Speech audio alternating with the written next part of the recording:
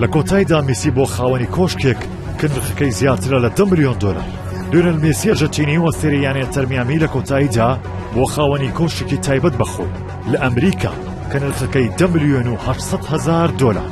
ئەو کۆشکە دەکەوێتە کەنار دەریا لە شاری فۆرت لۆدەردەیل لە باکووری شاری میامی و بەلەوانگەیەکی هەیە کە دەڕوانێت بەسەر دەریاکەدا.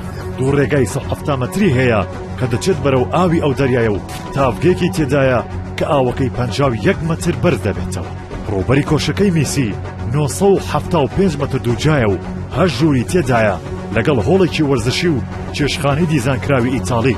بەرزی کۆشەکە لە ڕووی ناوەوە 27 مەترە و دوو شوێنی ڕاگررتنی کەشتی تێدایە. ئەو کۆشکەی میسی کڕویەتی لە ساڵی 1970 لەلایەن دیزاینەر لۆری مۆنسیەوە دروستکراوە و لە گۆڤاری فلۆریدا دیزایندا بەڵاو کراوەتەوە و لە ساڵی 2000 دانۆژن کراوەتەوە و باجی ساڵانەی سەر ئەو کۆشکە دەگاتە 83,000 دۆلار. کۆشکە نوێیەکەی میسی تەنیا 8 کیلۆمەتر لە شوێنی ڕاهێنانەکانی یانەیە تەرمیامیەوە دوورە و لە ساڵی ڕابردوودا بەرامبەر بە بڕی 9 ملیۆن دۆلار بە خێزانی دیکەرسۆن فرۆشراوە و تەنیا لە 1 ساڵدا ڕێژەی لە 120 نرخەکەی بەرز بووتەوە.